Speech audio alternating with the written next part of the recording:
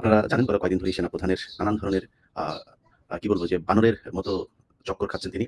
ওয়াকারের কাছে আমাদের দেশপ্রেম, উনি ইন্ডিয়ান মাল, ইন্ডিয়া যাও, তোমার আম্মু ইন্ডিয়া গিয়েছে, ইন্ডিয়াতে যাও।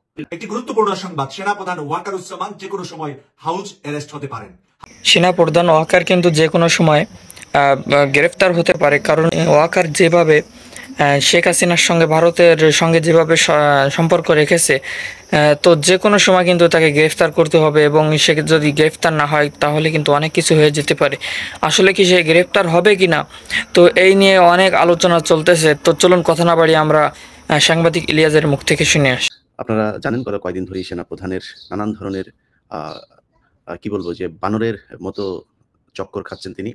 এই বাদরামি করতে, করতে তিনি বেশ কিছু এটাকে বলা চলে যে রাষ্ট্রের যে আইন, সে আইনকেও লঙ্ঘন করছেন তিনি। তো তাকে মনে করতে হবে যে তার মতো কিছু কুলাঙ্গার, কিছু আওয়ামী সেনাবাহিনীর কথায় পুরো সেনাবাহিনী উঠবে বসবে না। কিছু ইউটিউবারকে ভাড়া করে তারপরে তিনি নিজে যা মনে চায় তাই করতে পারবেন। এই দেশের মানুষ আওয়ামী লীগকে আবার ফেরানোর সেই মেজাজে নাই।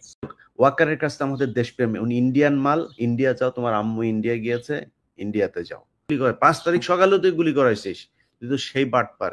তুই এখন আসছিস চাতক পাখির মতো রাজনৈতিক দল ইলেকশন করবে সেটার জন্য তাকায়।